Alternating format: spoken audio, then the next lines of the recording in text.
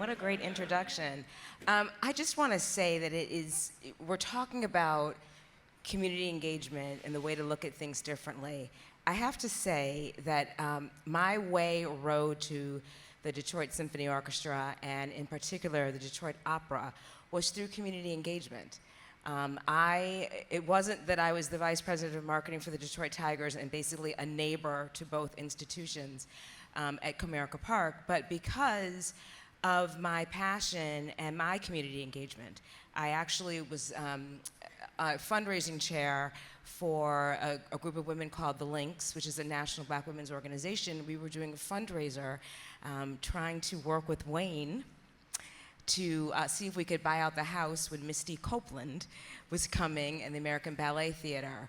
And my passion, I think, for celebrating the arts and trying to raise money so that we could create more Misties, because the funding was going to go towards programming for more young people to get professional dance training, is how I formed a friendship with Wayne, and how Wayne eventually asked me to be a board member. And that was a huge risk because I'm like the vice president of marketing, not the owner of some major company, which is sort of the profile sometimes of board members. But that's what it takes, that vision that Wayne had to say, you know what, Ellen has a different kind of capital. She's got the capital of a network of women that she's very close with, that she volunteers with. She's got the network at the Detroit Tigers. And we did programs together with the Detroit Tigers and Detroit Opera. And the same can be said for the DSO, for bringing me on as a trustee when I think it was Anne and I were mentors together for a mentoring group we mentored young women in high schools. And it was through those kinds of relationships that Anne said, come on and be a trustee. And it was through my long-time work with Classical Roots, because I was extraordinarily passionate about ensuring that, particularly in a city like Detroit that is 70% African American, that we're giving opportunities for young people, but also just giving African Americans the opportunity to celebrate good music and to have fun at the DSO.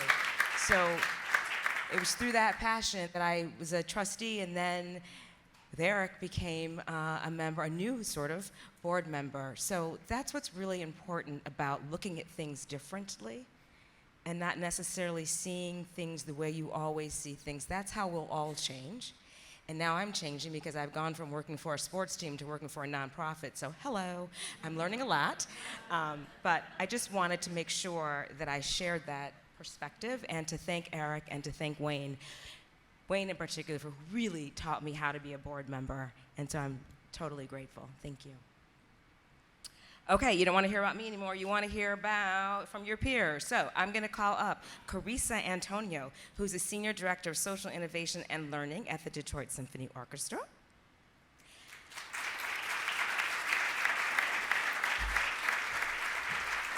Trent Rash, Executive Director of the Missouri Symphony, and I could go on and on and on about the Mosey jokes. Mosey on up here. And Randy Wong, President and CEO, Hawaii Youth Symphony.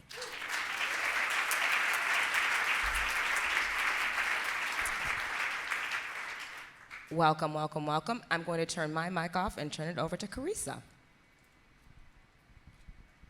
Good afternoon.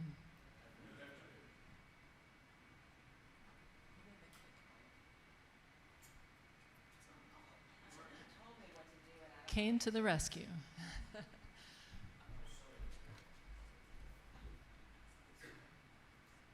Thank you. Kane always remembers what's missing. Great to be with you. Today,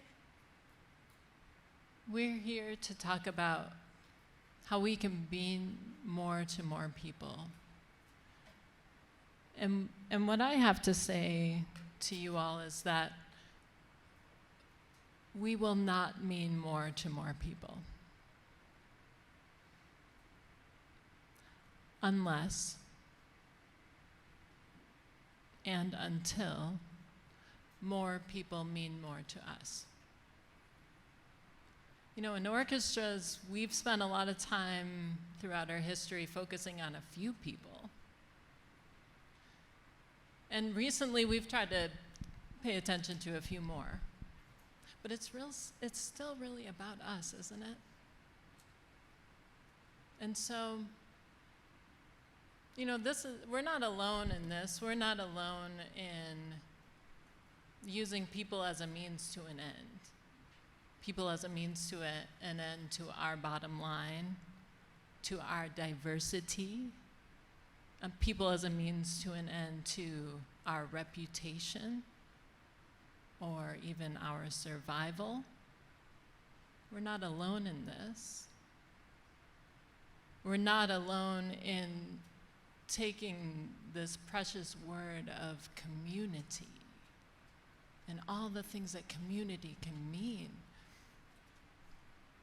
and turning it into code for Black people, for immigrants, for low-income neighborhoods, for low-budget, dumbed-down concerts that musicians don't have to practice for. Community. Like, what should it really mean? Now, we see the results of our efforts. The research shows that decades and decades of our efforts to pursue the democratization of our culture have fallen flat. We're not meaning more to more people. So what does that mean for us? So today, I'm inviting you to think about what does it mean to center people as the heart of what community means. And I want to share where we are at the DSO in terms of our journey, which started a long time ago, but 3.5 years ago we're all thinking about survival right now, aren't we? But 3.5 years ago, we were really thinking about survival. You know how many people I know that died? We didn't know if we'd do another concert. That's survival, right? But at that time, the DSO said, we want to invest in connection. And on my first day of work at the DSO, which was September 1st, 2020, Ann Parsons said to me, Karisa, the DSO needs to be a greater part of the growth and the joy of the city of Detroit. And it was a perfect moment, and it's something that Eric, our now president and CEO, has embraced and leaned into. But it was a perfect moment, and do you know why? It was because we didn't know the answer. We didn't have a program to fix that. We didn't have anything. I'd only been to Detroit one time in my life, so I had nothing to offer except my ability to listen and to not know how to use a clicker. Oh, there we go. Okay. And I'm not talking about listening about town halls or focus groups or creating a menu where people can check off things that we're okay with doing. No, I'm talking about listening to understand. And listening where you're sitting down and you're saying, what do you want to celebrate? And what's your dream for yourself and your city? And what are the challenges that are keeping you up at night? And how could we imagine that we're here together to celebrate those challenges and also celebrate what you want to celebrate and work on those challenges together? That's listening. But if you listen, you can't just listen and walk away. You've got to be responsive. And this is the next part of our Detroit strategy process.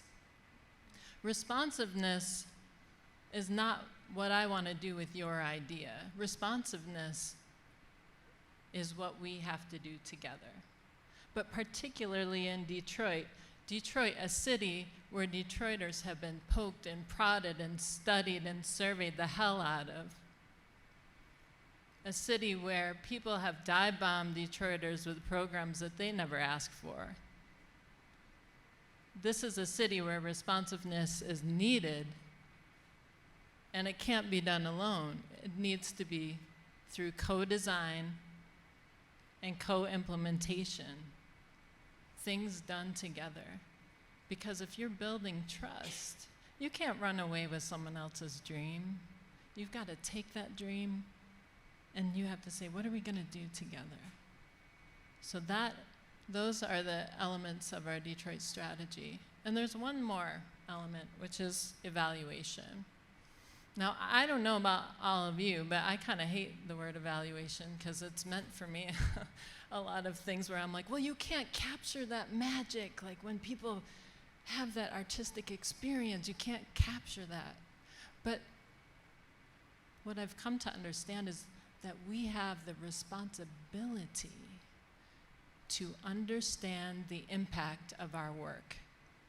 Maybe we can't capture that musical experience, but our responsibility is to know. And I'm not just talking about like head counts, because there could be 10,000 of you here listening to me and you might be asleep, or you might be on your cell phone, or maybe someone was rude to you when you came in, or maybe I'm not speaking in your language. We got to go beyond the head count and what's the quality of what we're doing. And beyond that, most importantly, we need to ask, and this is the most important thing, is anyone, besides us, better off? Is anyone better off from the things that we're doing? And these are questions that we have the responsibility to know and to ask. So this is our Detroit strategy: listening, responsiveness, co-design, co-implementation, and evaluation. And we put this thing to a test through an initiative called our Detroit Neighborhood Initiative, which ended up being co-designed musical experiences in neighborhoods of Detroit. And it was amazing. The first year, we had 70 partners who worked together with us to create these events where we had DSO musicians and we had artists from the community, from our community. We had experiences where people could express themselves through music and tell us what their experience was. But most of all, we had connections, no more one-offs. Relationships between musicians and audience members, relationships between partner and partner. Something that continues on beyond the event.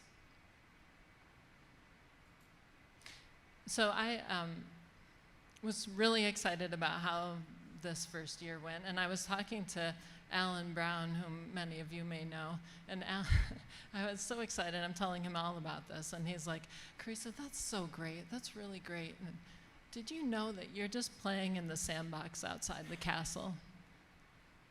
That's what he said to me. And, you know, I like one good humiliation a day. That's kind of my, that's kind of my quota. And, but that was a pretty big one, you know, but he was right. These initiatives, these programs are floating off their satellites. When do they become the heart of what we do? And so that's been the work of the last couple of years, is bringing that sandbox into the castle, where we try to imbue this into all the things that we possibly can, whether it's events, whether it's our workshops, whether it's our education, our work with early childhood, all of the ways that we can, sinking it in. And what I can tell you is that over the last couple of years, through our Detroit strategy efforts, we've engaged an average of 37,000 people. And we have 233 active partners. And our students are getting instruments, and they're getting bus rides, and their pictures are on the wall. And a few years back, we had maybe 6% of students who are from the city of Detroit in our education programs, and now it's getting closer to 30%. So these things matter. But my invitation today to all of you is, whether you're an organization of 2 people or 200 people, or whether you work with youth or whether you're a professional orchestra, or whatever you do, I invite you to listen. And I invite you to be responsive and to co-create and to understand the impact of what you're doing. Because this, you can do it internally, you can do it externally. This brings us to the heart of community. And it's with this where more people will mean more to us. Thank you.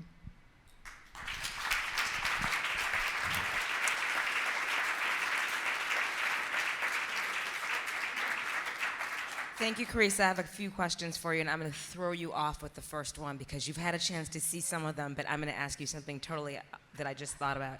Can you briefly describe, out of the 233 active partners, can you just describe a couple of them, and maybe some of the most unique partners that one would not necessarily think of as being a partner with the DSO? Oh my goodness. Did I throw you? No. I mean, they're all amazing, right? But we have people all across the scope of work. So we work with Corktown Health, which is a health organization focused on LGBTQIA, and then we're partners with Detroit Hives, which is they're promoting beehives in the city of Detroit. And then we have folks turning parks, buying up parks, our vacant lots, and turning them into community parks. So I mean, it's just across. If anyone here comes to me and says, hey, I want to be your partner, I'm like, I would love to be your partner, and we'll find a way. You're invited to everything. And that's how we are in Detroit. And then we hope that people might actually want us to be there, which they do. That was a big question when we got into all of this. People are like, well, do people really want the orchestra here? And the answer is a resounding yes, which has been a relief to a lot of people, but the answer is yes, and yeah. So to build on that, can you describe some of the different audience experiences that people have encountered at your co-created events? I really like to think about an experience as something that we're all a part of. And sometimes we sort of feel like when we're the one producing that we're kind of like this Pez machine that like pops out an experience. And like actually we're all there like as a part of it. And so we've been really trying to be responsive, so that might look a lot of different ways. It might mean a conductor leading a concert of Latin American composers that is in Spanish first and English second. It might mean featuring a local artist in the lobby so people can see them and celebrate them as they come in. It might mean having Detroit Harmony. Damien Crutcher, raise your hand, because if you haven't talked to this man, you need to. It might mean having a table full of instruments for students to try, and then we connect them not just to the DSO, but to all of our local music education partners, who's the right fit for this student. So, but I do want to say one thing about this, that to my point of that we're all a part of this experience, in that we did do this concert at Perfecting Church, which is the home of the Winans family, who is a famous gospel. I mean, I hope you all have heard of them because they're amazing musicians. Excellent. And we featured Marvin Winans as our soloist. But one thing that happened, so we had students that were like dancing in the aisles. It was like this packed house and everybody was so excited, and kids were dancing to the William Tell Overture, and like everybody was like rocking out. It was amazing. And then the Perfected Praise Choir got to sing their own piece without the orchestra. And the orchestra was sitting on stage with them. And they like went for it. I mean, it was so powerful. And then it was more powerful. And then it was like, it was an incredible musical experience. And the transformation that I saw with our musicians was that they could see the power of this other genre and these other musicians, and they could appreciate that, and they were transformed by a musical experience. And so that's what I mean when I say we're all in this musical experience together. So I was at that performance, and it was breathtaking, and it was one of those moments where you realize the importance of going in, that community partnership doesn't mean inviting people to you.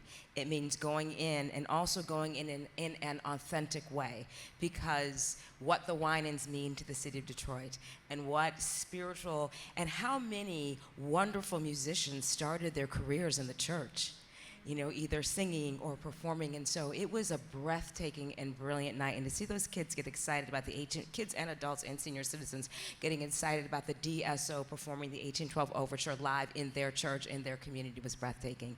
Thank you, Karisa. Okay, Trent. Mosey on up to the microphone. Sorry, I'll stop with the Mosey things. I'll stop. I love it.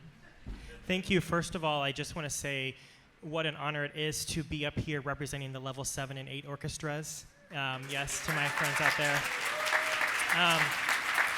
And I think, thank you. I think I need to tell a story about that. I am from Missouri, born and raised there in a small town of 1,800 people. And I never saw a live string instrument until I was 16 years old. And I tell this to you because I do not take for granted the work that we do, because it was not an option for me. And I was in band, I was in choir, but what we do, and singing in orchestra was not something that I was able to do. And I call that the symphonic desert, which we have in the state in which I reside in, for sure. And that's why meeting more to more people is very special to me, because we have a huge responsibility. As the Missouri Symphony, we carry the name of our state, and we are right in the middle of the state, and there's 2 big orchestras on the ends of the state, but we are working to serve a very large region there right in the middle of our state, a lot of small communities like the ones I grew up in. But when I took the job that I have in 2019, a lot of people told me that I was crazy, that the orchestra was broken, that there was no hope for it. And I thought, challenge accepted. All right, let's go. And what I found was it wasn't broken. It was fractured. But I was really shocked by how disconnected we were from our own community that we served. How many people didn't know about the Missouri Symphony? We had changed our name to Mosey, and a lot of people were still calling us by our former name, which had changed over 2 years before. And so there was a lot of work to do. And again, I pull on the fact, and thank you, you said you were going to blow it open, and you did, so thank you. I pull on the fact that, you know, being a small town boy, I know that there was work that we could do to get more into the community, that we were sort of living in the castle that is our concert hall and not going out to meet the people where they are. And so I started the job in August 2019, and of course, March 2020 came very quickly. All the ideas and the goals that I had in my head were put on pause, but I'm not very patient. I'm not one that likes to wait very long. So I knew that our folks that did love us were missing us, and we were missing them. And so when we got into the pandemic, and we were really, you know, wanting to get back with people, I thought, well, where can we go that's also hurting, and that needs some love, and maybe bring a small group that we can do some things safely. So in the fall of 2020, we started a program called Preludes at the Pubs.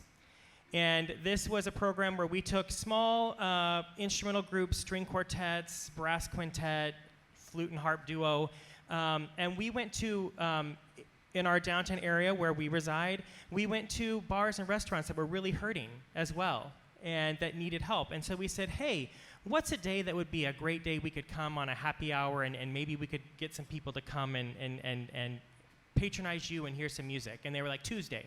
Great, Tuesday it is. So over the course of a whole month, 4 Tuesdays, we took a different group to a different location each week. And it went over so well. And I saw so many people I've never seen in the concert hall, people that just wanted to sit down and have a beer and listen to some music. And I saw people turn their heads and say, I'm not used to seeing these folks here. And I saw them start to process. It was beautiful to see them think about how they could see an orchestra differently. You know, that doesn't have to exist on a fancy stage in fancy clothes, that it can exist right there at your local pub, your local brewery. That program has grown to where we have a following of 100+ people. The spaces are somewhat small that follow us now, and we've been doing this now for over 3 years, that look forward to when we do this event. It is translated into some of them coming to the concert hall, but some of them just come to that.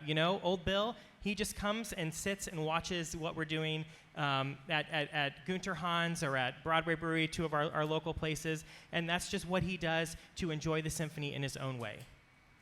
And we accept that, and we're glad to have him. I got off my slides already because I got so.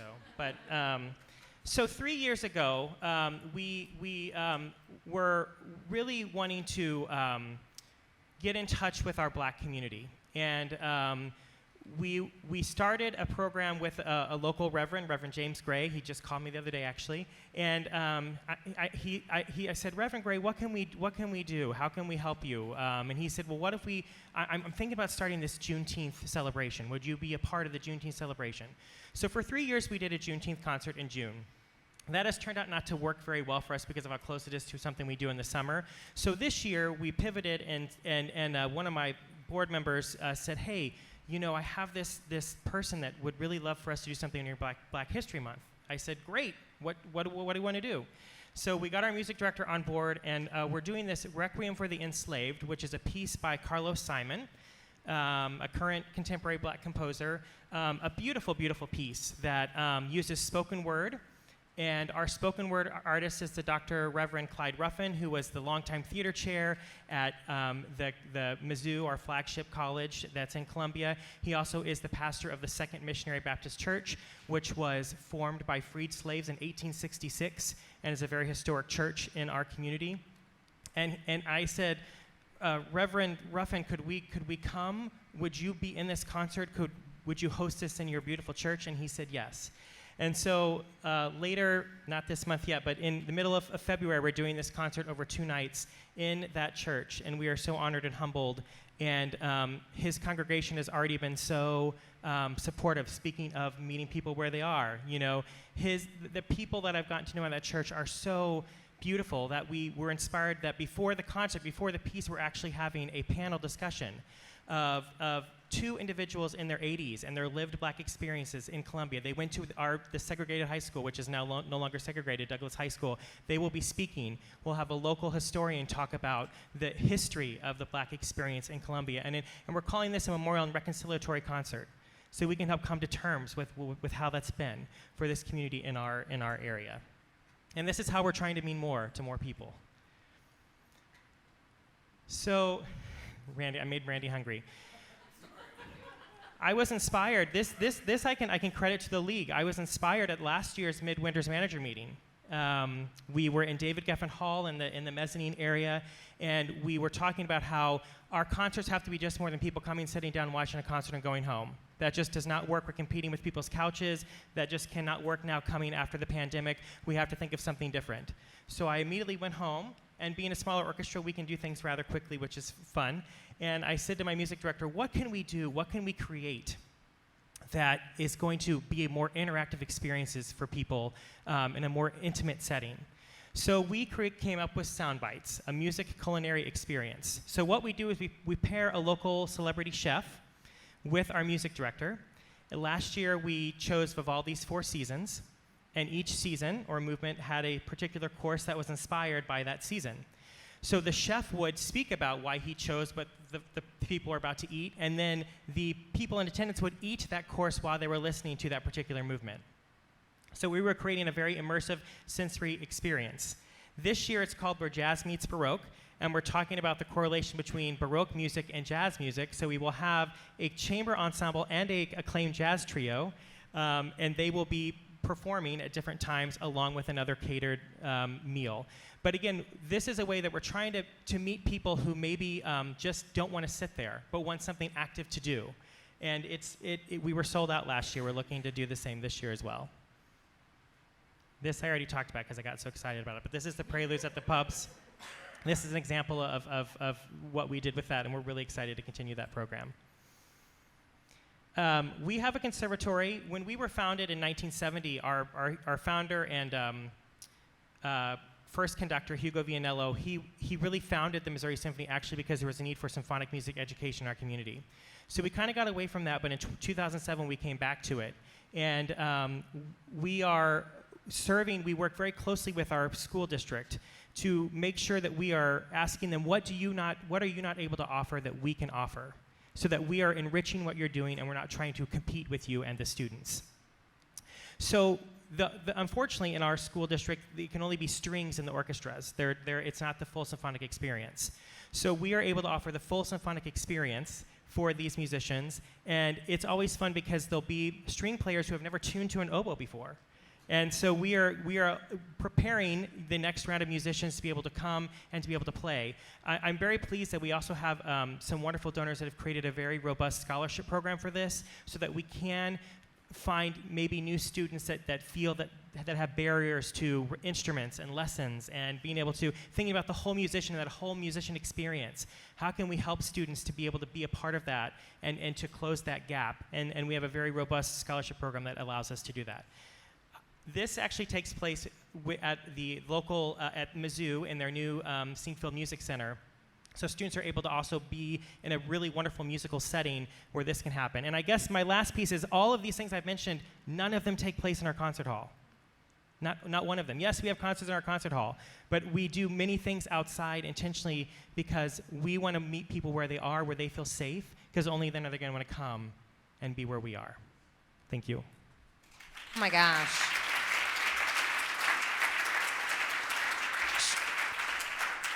Okay, let me first say, jazz meets Baroque. I'm coming. That's Good, like please. so awesome. I'm totally coming. So it sounds like you guys have sort of created this like freeing a little bit. Like we have to sell tickets. We have to bring revenue into our venues. But it also feels like you guys have sort of taken away that pressure a little bit and said, okay, you know what? We want to just sort of be unique and be creative.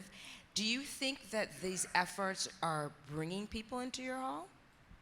Yes, great question. Yes, absolutely. So we decided that what we really needed first and foremost was to be visible, to let people see that we make a social impact, that we are a fabric of the community.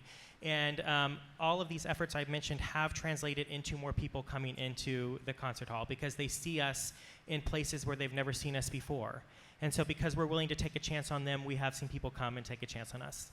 That's great. So I understand, I think you might have a very unique sort of business relationship with the business community. So I want you to quickly maybe elaborate on that, and then also just sort of the impact of having a connected relationship with the business community and how that impacts you. Yeah, I'm very involved with our local Chamber of Commerce. I'm the co-chair of the Small Business Committee. I'm also an ambassador, which means I get to go to all of the ribbon cuttings. I am a certified tourism ambassador for the Columbia Convention and Visitors Bureau. I'm on. That surprised me. I know.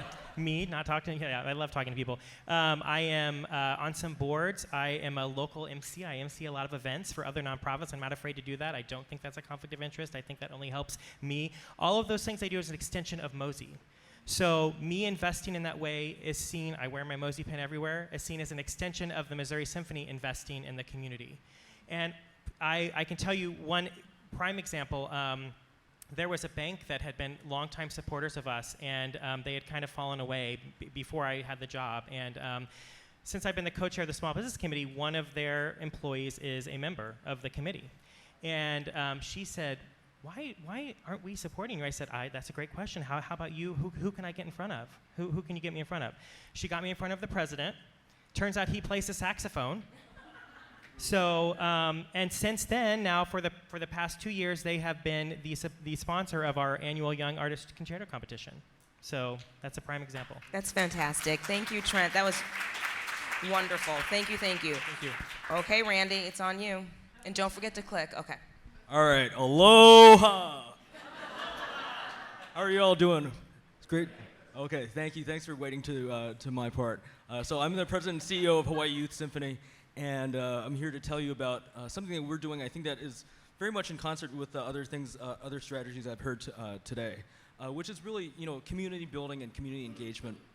And for us, we have a belief that we sourced also through like kind of a listening process, where we spoke with hundreds, over 100 stakeholders. And to give you a little bit of context, because we're a youth orchestra, and I've been there 12 years now, and the youth orchestra organization that I inherited was very much a traditional youth orchestra, which in my reading is, let's get the best kids in and put them in the best orchestra and put it on their resumes and great, But a lot of youth orchestras, as they develop, end up having like kind of a pyramid of all kinds of classes and progression and so forth. And so we, upon the retirement of our music director, who had been serving for 33 years, I got the board together and we said, let's go through a strategic, planning process. We brought out the great John McCann, who I know many of you know, and through about 8 months of discussing and listening and thinking, we sourced a new aspiration, a vision, really, which is to make music a right. We want to make music a right and not a privilege, to get at all the economic and geographic barriers you might imagine. In Hawaii, we are in the middle of the ocean. We've got water boundaries that separate all the islands, and in our name, like Mosey, we have Hawaii as the entire state in our name. So how do we get to all of those kids, and how do we get to a conversation where everyone is going to be involved and invested in that? And so that's how we came up with the idea, our vision to make music right. Like, what does that really mean? And to just give you an idea about it, once we started to engage the community in conversation about making music right, we started hearing all these great ideas and a lot of questions, like, what does it mean to make music right? Well, okay, one way I take it is, we talk about healthcare. Should healthcare be a right? Should voting be a right? Should public schools be a right? And so once you get involved in that conversation, you really start to think differently, and you really get to get a lot of ideas. And so it helped us to change our core values from, let's have great kids, to also thinking about adaptability, flexibility, being entrepreneurial, being innovative, right? And in a lot of, in some communities, nonprofits are thought of as being, slow moving and like kind of just working to get ends to meet. We're always talking about bridging the gap between revenue and expense, and cut as many things as you can so that you can, survive. And what we started to think instead was like, well, why? What really, really matters? And so that making music a right ideology, it started as the aspiration and the vision, but now it's our culture, it's our strategy, it's our brand. It's the conversation point that we engage with our stakeholders, who are students, kids, donors, grantors, foundations, major global businesses, and so forth.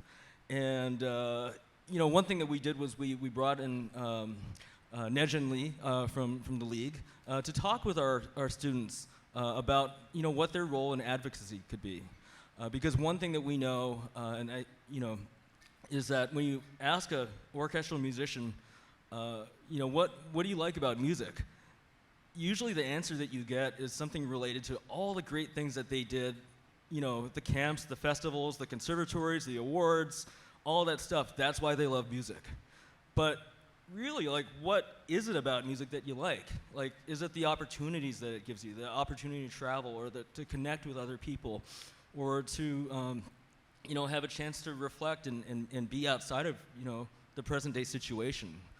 And so that's a great way to engage with them, and that's a way that they can become advocates, and they can help us to talk with our lawmakers, whether maybe not at the federal level, but at the local level, and to really advocate for why music should be present in our communities, why there is no single definition of an audience member, and why we want to build this music thing big so that we can all fund our organizations and help the workforce and so forth.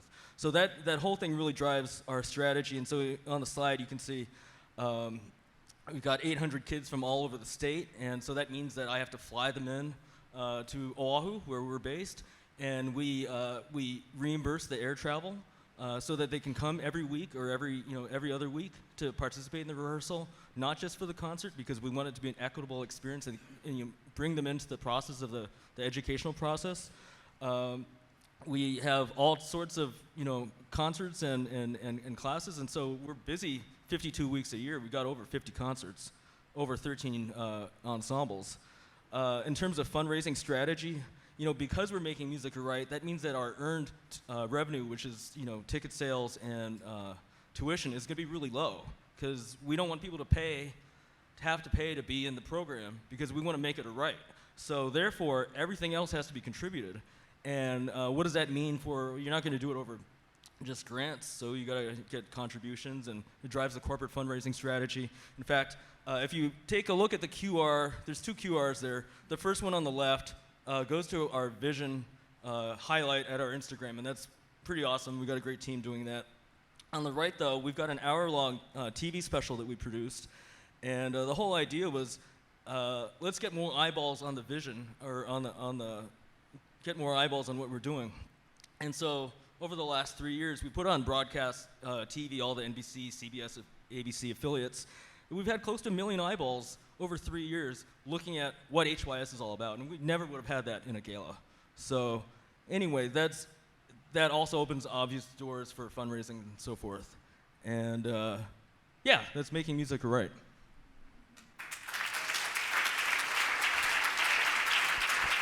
Okay. So, music as a right. So this is obviously a very sort of tenuous political climate. Are you finding that people are understanding what you guys mean by music as a right, or do you feel like it gets people like, oh no, not another right, not another thing to free people? Are you finding challenges, or is that a message that you're able to communicate and therefore engage with people well? I think it's a great way to engage people. There is no singular definition that I know of. And every time we talk to people, we get a different perspective. I mean, it's like, for every role of somebody in an orchestra, there's an important role to play. And so the fact that we're not owning the definition, actually my board chair, I love her, she says that the great thing about it is that there is no definition. There's no singular definition, and that allows us to really be flexible. And so when it comes to us choosing partnerships and creating programs beyond what we're doing, we go to our partners and we just engage them in conversation about what making music a right might mean in their context. So in that first one, we were working with the Boys and Girls Clubs and also a very impoverished public school. And they said, we'd love to have programs for our kids where it's completely free, and we'd like them to come in and have music. And we're like, okay, great. So we created a bucket drumming program, and that QR underneath it, you can learn all about it. And then, we've been working with Hawaii Symphony Orchestra. I'm also a bassist, a member of the HSO since it founded 12 years ago. And so we went to them. We said, well, what would making music right look like, in this context? And orchestras, obviously different beasts than a boys and girls club. So we thought about side-by-sides. We got 2 side-by-sides a year. We've got a very innovative Young Stars program, which is kind of like a concerto program, but not quite, because it allows us to bring in indigenous instruments. It allows us to bring in jazz and other folks. Like we had our jazz combo play a whole list of Charlie Parker strings arrangements with the Hawaii Symphony Orchestra strings, so that was pretty sick. And then free tickets for kids that are in HYS. I mean, there are a lot of different ways, but that making music right, it's the left, it's the center, it's everything. You just talk to people about it. Can I get a T-shirt? Can I buy a T-shirt? Absolutely, I'll get you a T-shirt. Yeah. Oh, but you should sell them, because that's a hotline. Oh, From a marketing perspective, that's a hotline. It's okay. Awesome. Yeah, we went to we got an award from Fast Company, the global business magazine, and they put us on their best workplaces for innovators. And they also had a category for social good, and so we took top honors over like major like corporations and stuff. That's awesome. But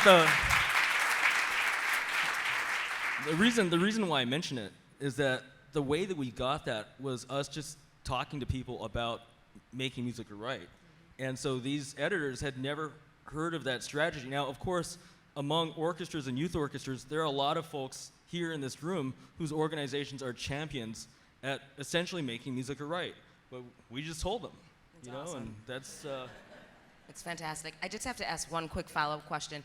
You said you have to fly the kids in every week. You got to explain that, please.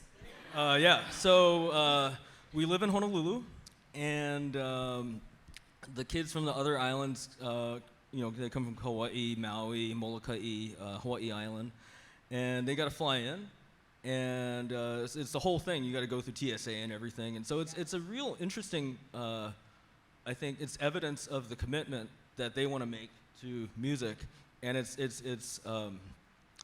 cyclical because we're making that investment in them, and so the round trips are probably like $250 each, and we will. It's part of our commitment. It's right in our vision and it's right in our name. Hawaii Youth Symphony. So we really have to act on that. That is really amazing, and that is an incredible commitment.